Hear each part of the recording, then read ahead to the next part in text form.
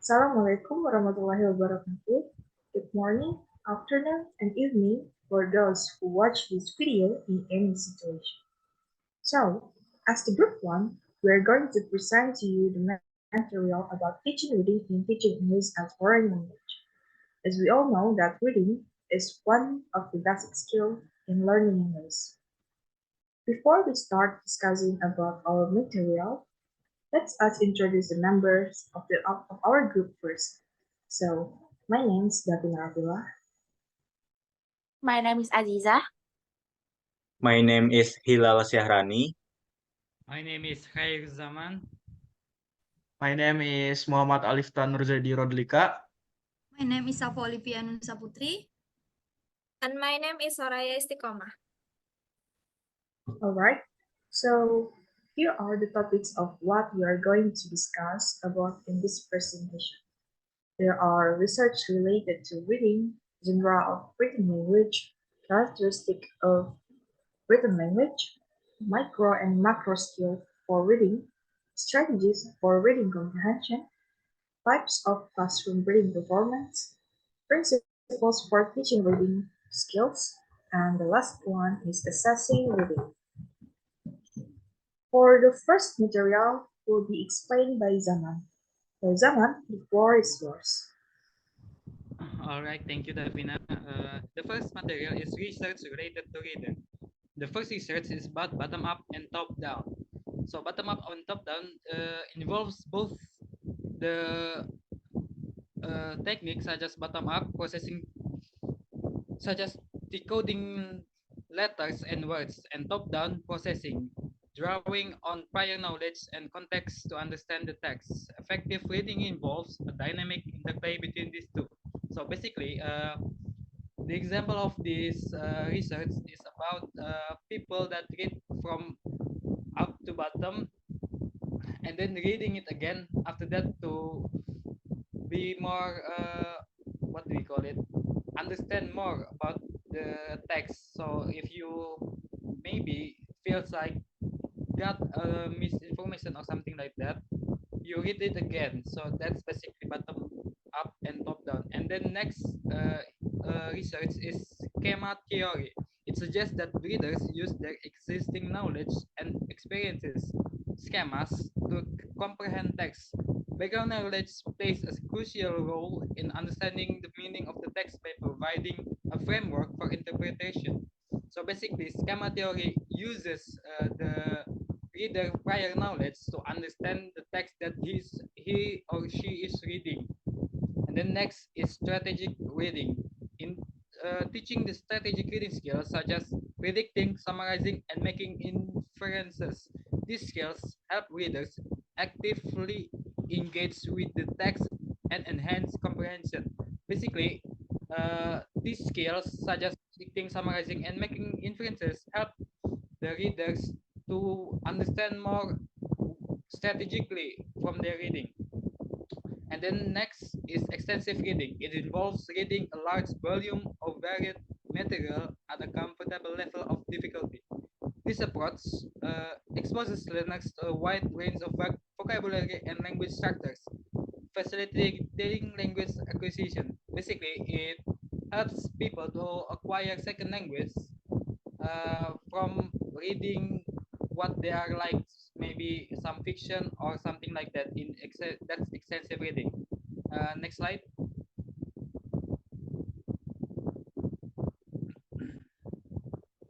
So, and then there are rate, fluency, and automaticity. It is important to develop reading rate, speed, fluency, smoothness, expression, and automatic recognition of words in second language reading. As readers become more proficient, their reading becomes faster, smoother, and more automatic. So basically, in this research, researchers said that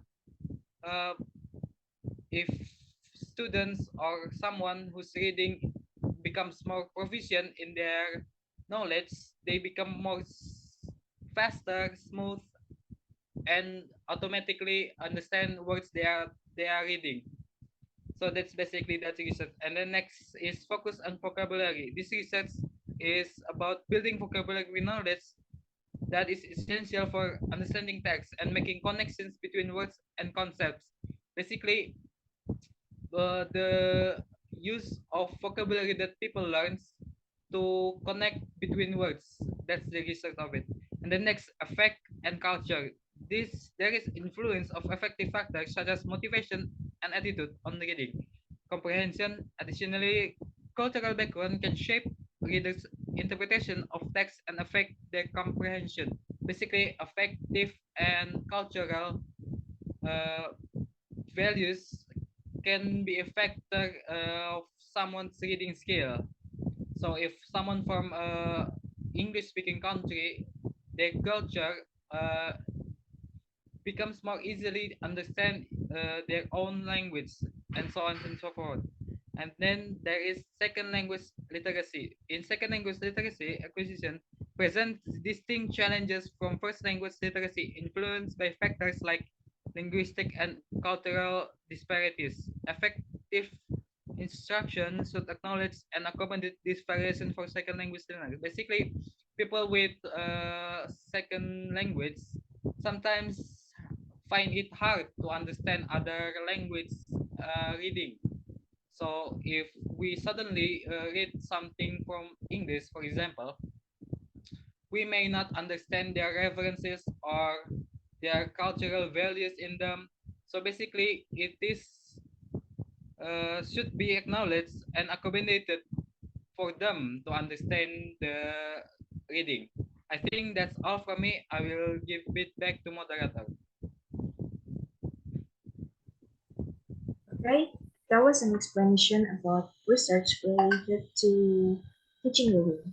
So for the next material is about the genres of written language. Will be explained by Alifta. For Alifta, floor is yours. Okay, thank you, Davina. The material is genre of written language. Genre of written language are categories that distinguish different types of text based on their purpose, structure, and audience. They help learners they help learners and educators to focus on the particular language features and organizational patterns that are expected in different contexts. So the first genre is nonfiction. So nonfiction include factual writing such as editorial, essay, and articles. Reference material like dictionaries also include in this category. Uh, they are typically structured to present information clearly and accurately. Uh, s- School textbooks also include in this nonfiction genre. And the next genre is fiction. So creative writing like novels, short stories, jokes, drama, and poetry are part of this genre. They often use narrative techniques and imaginative language to entertain or convey deeper meanings.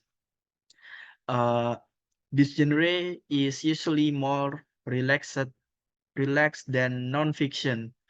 And the next is letters. Personal letters express private thought, while business letters are formal and follow specific convention to convey professional communication. This genre used to inform family about some news or life update and also can be sent to companies to invite invitation to a project. And the next is electronics. Emails, tweet, blog posts are digital form of communication uh, that can range from informal to formal, uh, depending on the context and the audience. Uh, Social media like Instagram and Facebook also include to this genre. Now, we more often to see some information from social media than newspaper. And the next is academic writing. Academic writing include test response, reports, papers, thesis, and books. They are structured according to academic convention and are meant to be precise, logical, and evidence-based. This genre is aimed at students and teachers for learning needs. Uh, and the last genre is advertisement. These are designed to promote products or service and can be found in various formats like commercial ads and personal classified. We can see uh, advertisement anywhere like sidewalks, mall, and social media. So each genre has its own set of linguistic and rhetorical features that are tailored to the needs of specific audience and purposes. For instance, in ESP, understanding the structure and a language of a medical report would be crucial for the learners in the healthcare field, while business students would benefit from mastering the convention of business correspondence. Genre analysis help learners to identify and produce the appropriate language for the specific text they will encounter in their academic or professional lives. Understanding genre is not just about recognizing different type of text, it's also about understanding how language function in specific and social and professional context, which is essential for effective communication in those areas. That's all from me. I give it back to the moderator.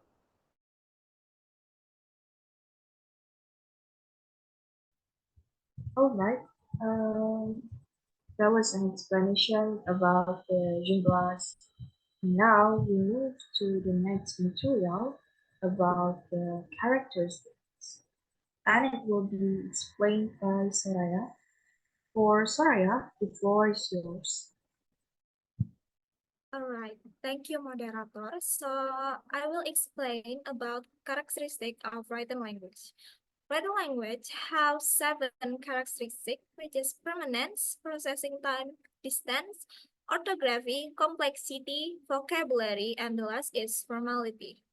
So for the permanence, spoken language is transient, while written language is permanent, allowing readers to revisit text as needed.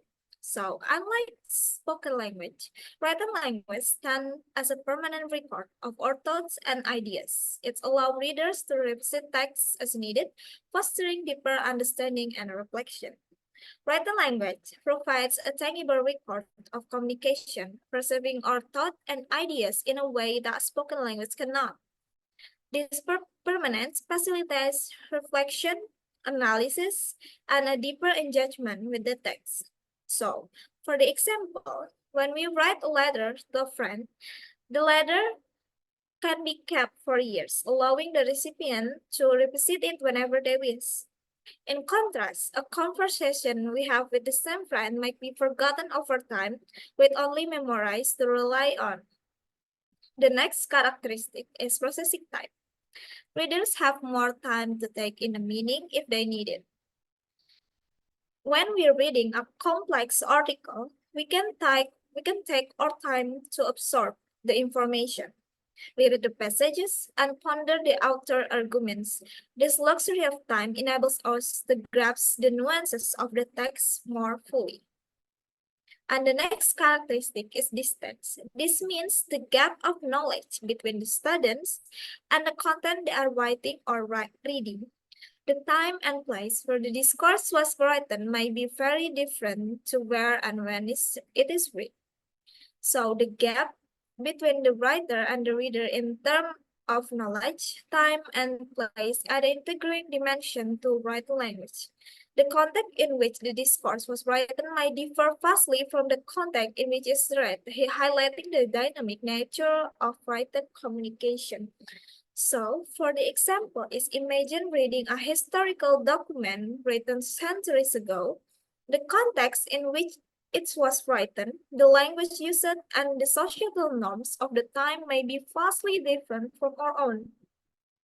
Yet, we can still glean insight from the text, bridging the temporal and cultural distance. Next characteristic is orthography. Spelling, punctuation, pictures, graphs, etc. can help or hinder how much reader can understand. As I said before, spelling, punctuation, and visual aids such as picture and graphs play a crucial role in conveying meaning in written language. They can either enhance clarity or hinder understanding, underscoring the importance of effective communication strategies. For the example, a well-formatted academic paper with clear heading, subheading, and citation facilitates understanding and navigation for the reader. On the other hand, a document riddled with spelling errors, inconsistent formatting, and lack of visual aids may hinder comprehension. And the next characteristic is complexity. Written language is grammatically more complex than spoken language.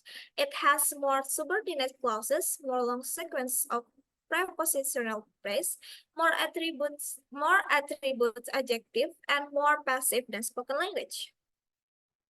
This means that students are expected to be more formal with their writing to be encouraged. For example, a legal contract contains numerous clauses, subclauses, and legal jargon that contribute to its complexity.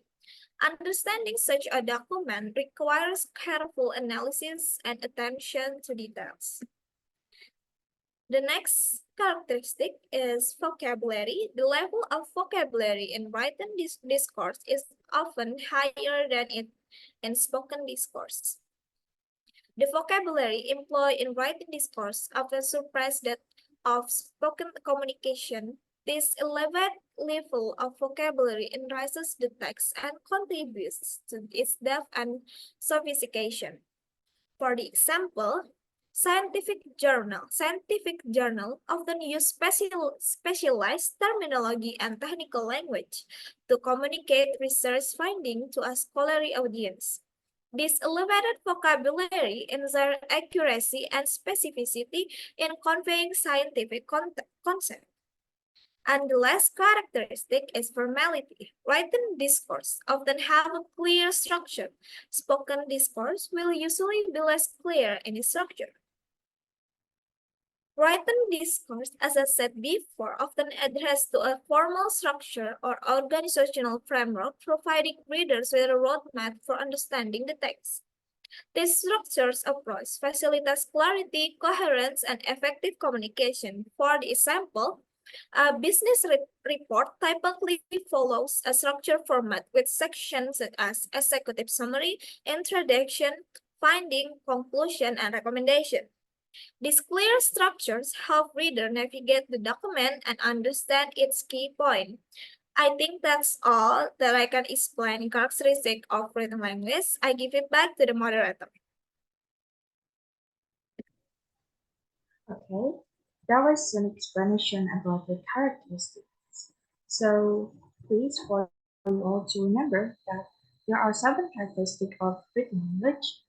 There are permanence, processing time, distance, orthography, complexity, vocabulary, and formality. Now we will move on to the next material, which is about micro skills and macro skills. In this material will be explained by myself. So first, I will explain about what the definition both of these skills and their differences. So for the first is, what is micro skills? Micro skills refer to the smaller parts of written discourse, like words, nouns, verbs, etc., that you can notice easily. It could be the recognizable smaller parts of the written discourse. So, what does it mean? In a simple way, micro skills are like the small pieces of a puzzle when you're reading. They include things like recognizing individual words, understanding simple grammar rules, and figuring out the meaning of parts of words. Whereas the macro skills refer to underlying message in the overall meaning of the written discourse. These skills require readers to make inferences about the underlying meanings of what is written. So, what does it mean? If micro skills are like the small pieces of a puzzle, so macro skills are like seeing the big picture of the puzzle. They are about understanding the main idea or message of what you're reading. It's like getting the overall meaning of the story or article, understanding why the writer wrote it and what they want you to take away from it. In short, micro skills help us to understanding the small parts of what we have read, while macro skills help us to understanding the overall meaning and message. So both are important for becoming a good reader. And here are the adaptation for reading comprehension to become efficient readers. I will explain for the micro skills first. So there are 6 ways for us to adapting in reading comprehension. For the first is distinguishing English graphemes and orthographic patterns. This involves recognizing the different letters and spelling patterns in English words. By understanding these patterns, we can decode words more easily and improve our reading fluency. And then second is holding language chunks in short-term memory. So these skills help us to process groups of words or phrases at a time, rather than focusing on individual words. It allows for smoother reading and better comprehension. And then third is understanding written language at an efficient speed. So being able to read at a comfortable yet efficient pace is a key to effective comprehension. Practice reading at a speed that allows you to understand the text without having to slow down too much. And then the fourth is recognizing core words and word order significance. So core words are the most important words in a sentence, and understanding their significance can help us to grasp the main ideas of the text more quickly. So additionally, paying attention to word order can provide us the important clues about sentence meaning. And then the next is identifying grammatical word classes and patterns. Recognizing different types of words like nouns, verbs, adjectives, etc., and understanding how they work together in sentences enhance our comprehension and helps us to make sense of the text. And then the last one is understanding varied grammatical expressions for specific meanings. So these skills involve us to recognizing the different ways that words and phrases can be used to convey specific meanings in different contexts. So it allows us for a more nuanced understanding of the text. And then for the macro skills, there are 8 ways to adaptation for reading comprehension.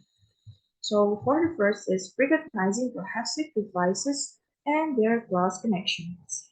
So cohesive devices like conjunction and traditional phrases can help us to connect the ideas within a text.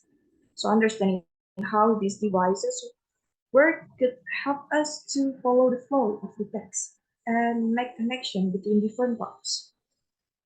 And then the second is identifying rhetorical forms in written discourse. So recognizing rhetorical devices and structure could help us to understand what is the author's purpose and what is the argumentative strategies. So this could enable us to engage more critically with text. And then the third is understanding communicative functions of written text. So being able to identify the purpose and intended audience of a text could help us to approach it with the appropriate mindset and extract relevant information more effectively. And then the next is inferring implicit context using background knowledge. So drawing on our prior knowledge and experiences to fill in gaps in the text in the text, it could enhance our comprehension and it could allow us to make educated guesses about what is the author's intended meaning. And then the next is making connection between events, ideas, and relationships. So these skills involves the synthesizing information from different parts of the text to form a coherent understanding of the overall message or message. The next is distinguishing between literal and implied meanings. Being able to recognize the figurative language, implied meaning, and underlying themes adds the depth to our understanding of the text, and it could help us to interpret it more accurately.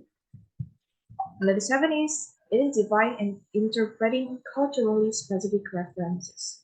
So understanding cultural reference and context as it language, nuance enriches our comprehensions and allows us to appreciate the text on a deeper level. And the last one is using reading strategies like scanning, skimming, and activating prior knowledge. So employing effective reading techniques could help us to navigate through text more efficiently and this leads to gain information more quickly.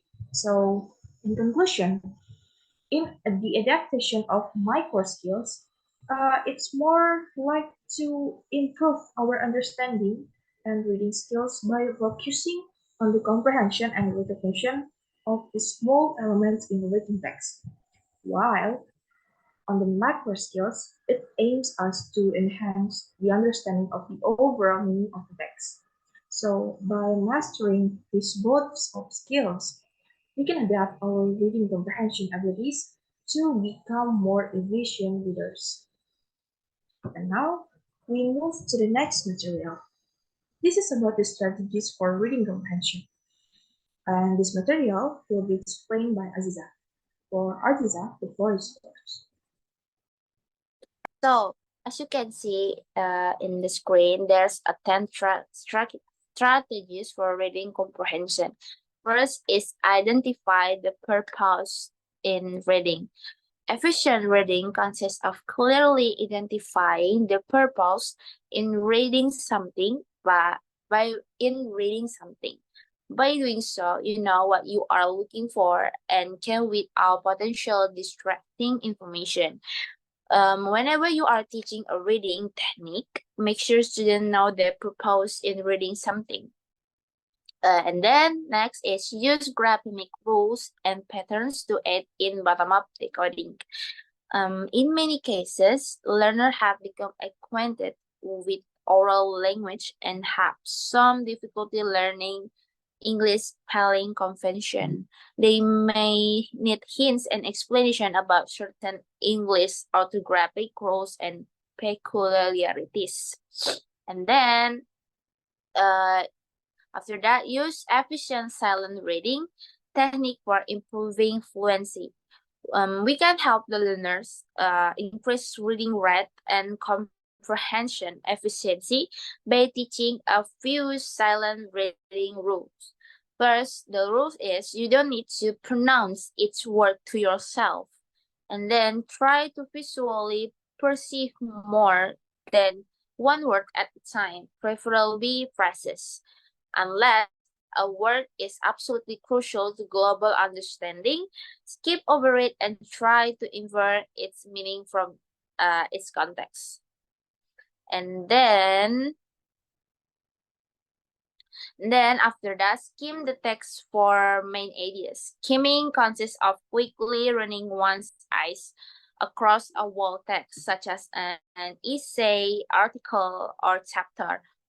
And then skimming gives readers the advantage of being able to predict the purpose of the passage, the main topic or message, and possibly some of the developing or supporting ideas.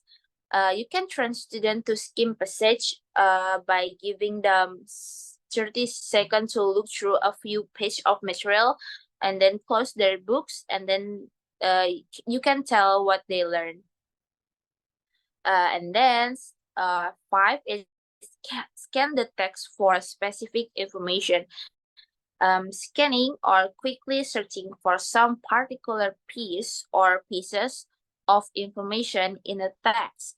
Scanning exercise might ask students to look for names or that, to find a definition of a key concept, or to list a certain number of supporting details. The purpose of scanning is to extract specific information without reading through the whole text. And then use semantic mapping or clustering. This strategy of semantic mapping or grouping ideas into meaningful cluster helps the reader to provide some order to the chaos. Making such semantic maps can be done individually, but they make for a productive group work technique as students collectively induce order and hierarchy to a passage.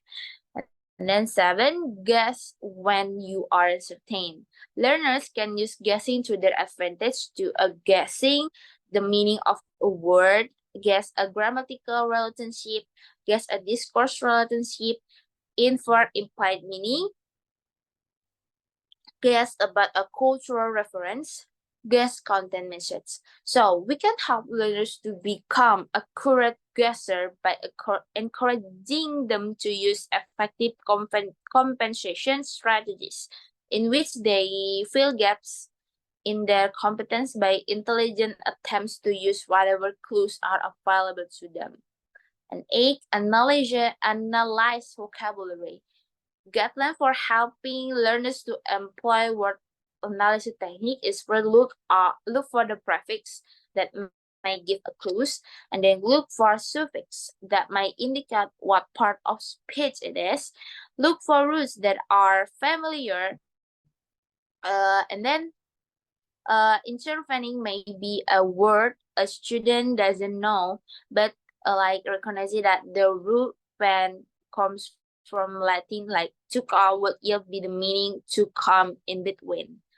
And then look for grammatical context that might signal information. And then look at the semantic context for the clues.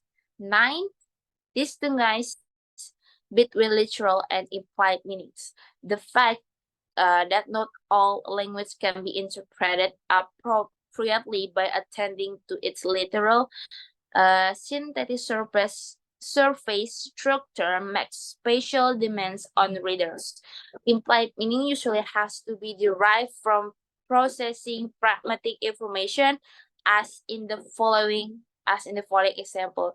For example, is first the policeman held up his hand and stopped the car. Then the last is capitalists on Discord markers to process relationship. So there's a sample of this strategy.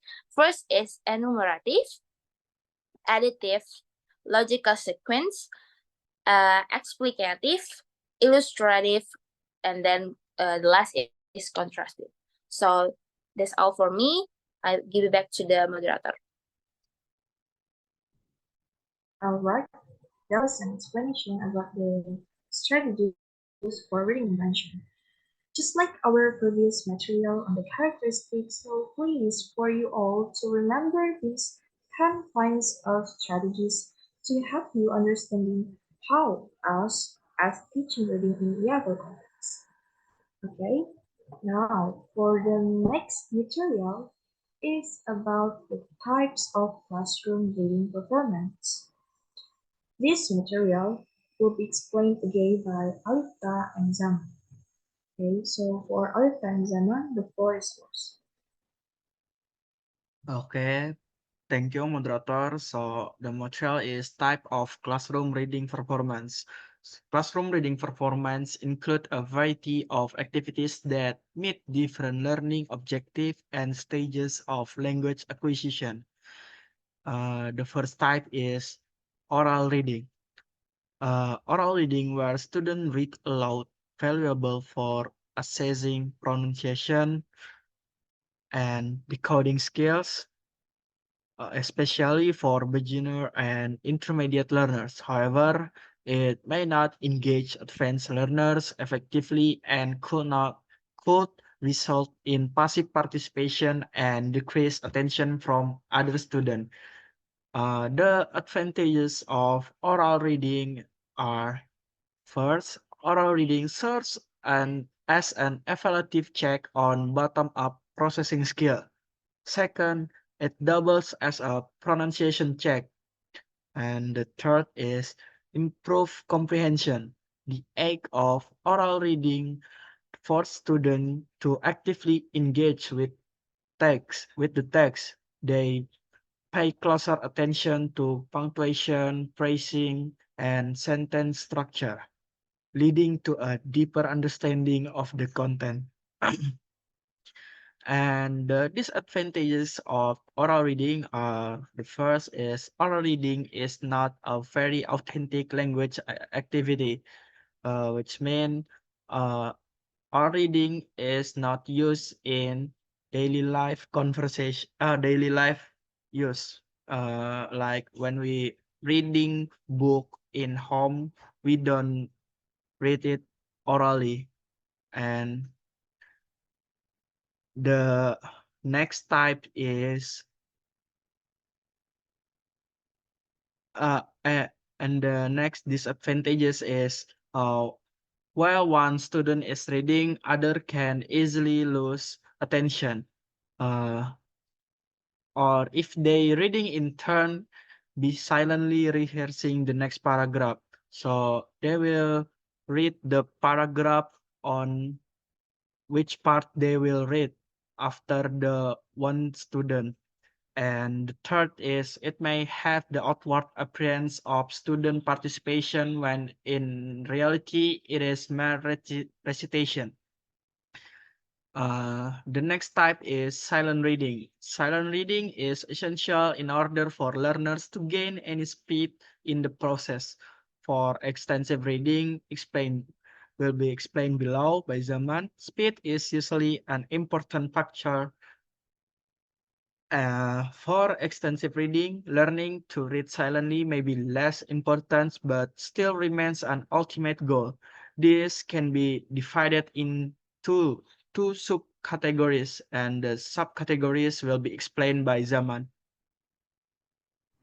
All right, thank you, Alifta. And then the first subcategories is intensive reading. It focuses on detailed understanding of the text, including grammatical forms, discourse markers, and surface structure details. It's typically used for shorter texts and aims at understanding literal meaning, implications, and rhetorical relationships. Intensive reading is usually a classroom-oriented activity in which students focus on the linguistic or semantic details of a passage. Intensive reading often calls students' attention to grammatical forms, discourse markers, and other surface structure details for the purpose of understanding literal meaning, implications, rhetorical relationships, and the like. As a zoom lens strategy for taking a closer look at the text, intensive reading also may be a content-related reading strategy initiated because of such subject matter comprehension difficulty. A complex cognitive concept may be trapped inside the words of a sentence or paragraph, and a good reader will then very slowly and methodically extract meaning. And then the second subcategory is extensive reading. It is aimed at getting a general understanding of longer texts, such as books or long articles.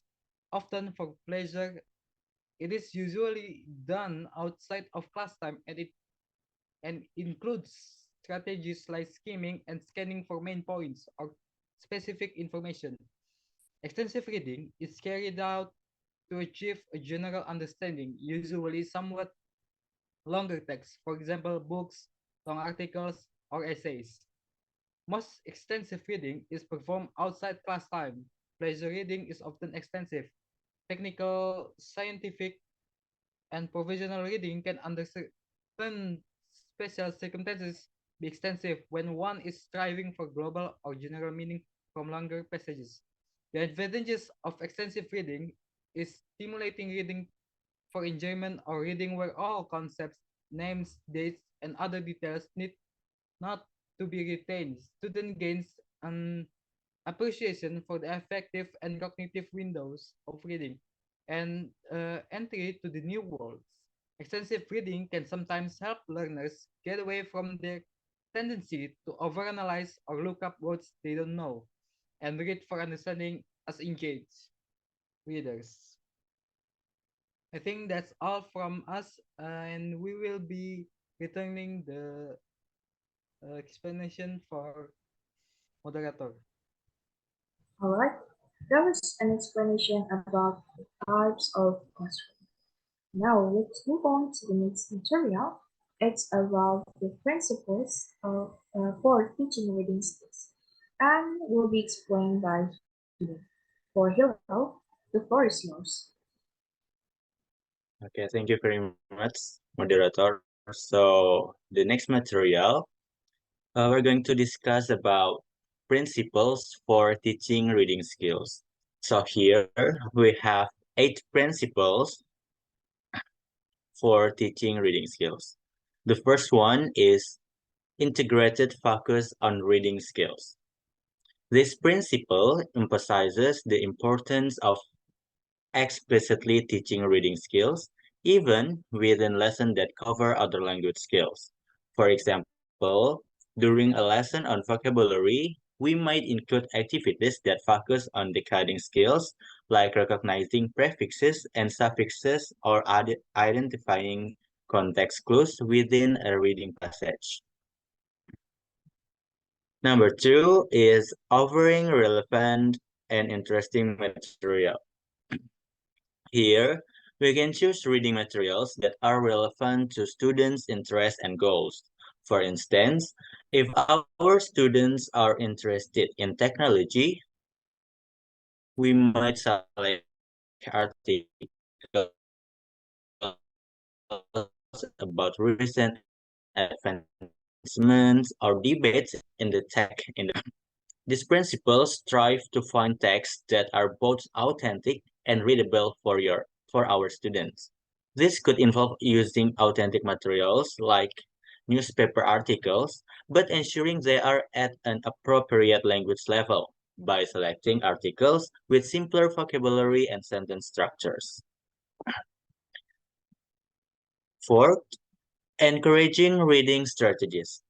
Here, we can teach and encourage the use of various reading strategies, such as skimming, scanning, predicting, and summarizing. For instance, before reading a passage, students could preview the text by looking at headings and illustration to make sense. Okay, for principle number 5 is including bottom-up and top-down techniques. This principle incorporates both bottom-up, that is focusing on individual words and sentence, and top-down techniques, that is using background knowledge and context approaches to reading instruction. For example, when teaching vocabulary, students could learn both the meanings of individual words and strategies for guessing meanings based on context. Number 6 is following the SQ3R sequence. SQ3R stands for survey, question, read, recite, and review.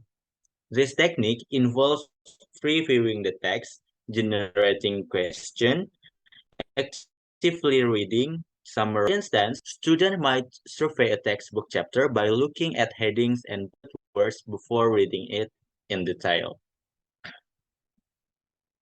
Number 7, designing pre, while, and post-reading passages. Structure reading activities to include pre-reading tasks like activating prior knowledge, while reading tasks like identifying main ideas, and post-reading tasks like discussing the author's purpose. For example, before reading a short story, students, and the last one is incorporating ongoing assessment. This principle uses informal assessment techniques to gauge students' comprehension and skill development. This could involve observing students' physical response, asking them to summarize passage orally, or engaging them in discussion to assess their understanding. Maybe I think enough for my material. I give it back to the moderator. Okay, that was an explanation about the principles. So there are 8 principles that you need to remember since we're going to teach our students someday and help develop their proficiency from various engines. And finally, we have reached to our last topic of discussion, and it's about assessing reading, and it will be explained by Safa. For Safa, the floor is yours. Okay, thank you, Davina. The last material is assessing reading. Assessing reading involves the systematic evaluation of an individual's reading abilities, skills, and comprehension levels. This process aims to gather information about the reader's proficiency in various aspects of reading. There are 4 types of assessing reading. The first type is perspective reading. Perspective reading involves the ability to recognize and differentiate between individuals' symbols, such as letters of the alphabet, and understand their corresponding sounds and meanings. The tasks related to perspective reading is reading aloud. It helps develop oral language skills, pronunciation, and expression. Copying or reproduce in writing, it helps reinforce letter formation, spelling, and handwriting skills, as well as visual recognition of words. Next is multiple choice recognitions. It assesses comprehensions, critical thinking, and the ability to apply knowledge. And the last is picture cue identification. This method helps to build vocabulary, comprehensions, and word recognition skill by associating words with corresponding images. The second types of assessing reading is selective readings. Selective reading involves focusing on specific aspects of language, such as morphology, grammar, and lexicon. The tasks related to selective reading is multiple choice grammar or vocabulary. These tasks assess the readers to understanding of grammar rules and vocabulary usage. The next is contextualize multiple choice. This requires readers to comprehend the passage and use context clues to select the correct answer. The next is sentence level close task. This assesses both vocabulary and grammar skills, as reader must choose words that fit grammatically and semantically within the context. Next is matching task. This assesses understanding of vocabulary, relationship, and grammatical structure. Next is grammar or vocabulary editing task or multiple choice. In this task, reader identify and correct errors in grammar or vocabulary usage within a given passage. Next is picture cue task. This assess both vocabulary knowledge and the ability to associate words with their meanings or visual representations. And the last in selective reading is gap filling task. This assess comprehension of sentence structure, vocabulary usage, and grammatical accuracy. The third type is interactive reading.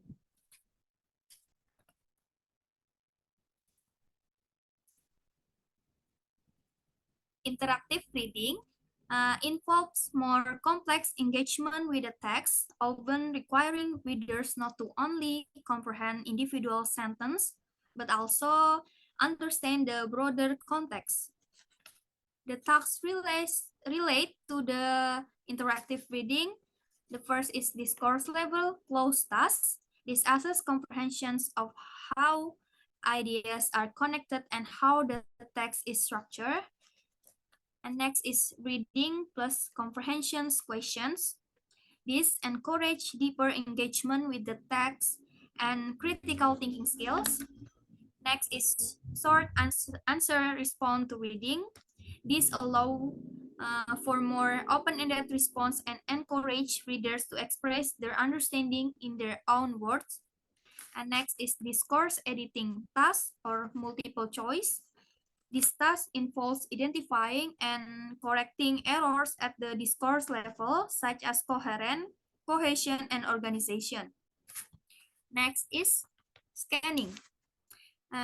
This skill is useful for finding answer to specific question or locating relevant details within a longer passage, promoting efficient reading and information retrieval. Next is reordering to chart at reordering sequence or sentence. This assess understanding of text organization and coherent. And the last is responding to chart, maps, graphs, and diagrams. This integrates reading with visual literacy skills and promotes interpretations and analysis of visual information. And the fourth type is extensive reading. Extensive reading involves reading a large volume of material for general understanding and enjoyment, rather than focusing on detailed comprehensions of every word concept. The task related to extensive reading is skimming. Extensive reading use skimming to decide if a text is worth reading in detail or to quickly grasp its main point. The next is summarizing. Summarizing helps reinforce understanding and retentions of important information while also practicing concise expression of ideas. Next is responding to reading through short essay. This response allows them to engage more deeply with the text, express their thoughts and opinions, and explore connection to their own experiences or other readings. Next is note-taking, marginal notes, and highlighting. These strategies help them remember to key information, track their thoughts, and interact with the task. And the last is outlining. And outlining helps to organize information, identify relationship between ideas, and provide a framework for understanding the structure of the text. That's all for assessing reading. I give it back to the moderator. All right, so that's the end of our presentation. We hope you all can gain a clear understanding of the material that have been presented, and we sincerely apologize for any mistakes or shortcomings in our delivery. But before we end our presentation, here are the 5 questions that you need to assess at the end of our learning. And we will share the Google Form link through the WhatsApp group chat for the submission. Number 1. How can skimming improve overall reading efficiency? Number 2. How do you prioritize the integration of various reading skills such as skimming, scanning, and inference, while ensuring a cohesive approach in teaching reading to EFL learners? Number 3. According to the principles for teaching reading skills, what is one way to activate students' prior knowledge before reading a text? Number 4. How has the rise of the internet impacted the development of new genres of written language? And number 5. Would you agree with researchers about extensive reading that, at least for academic purposes, extensive reading is a key to gains in reading ability, linguistic competence, vocabulary, spelling, and writing?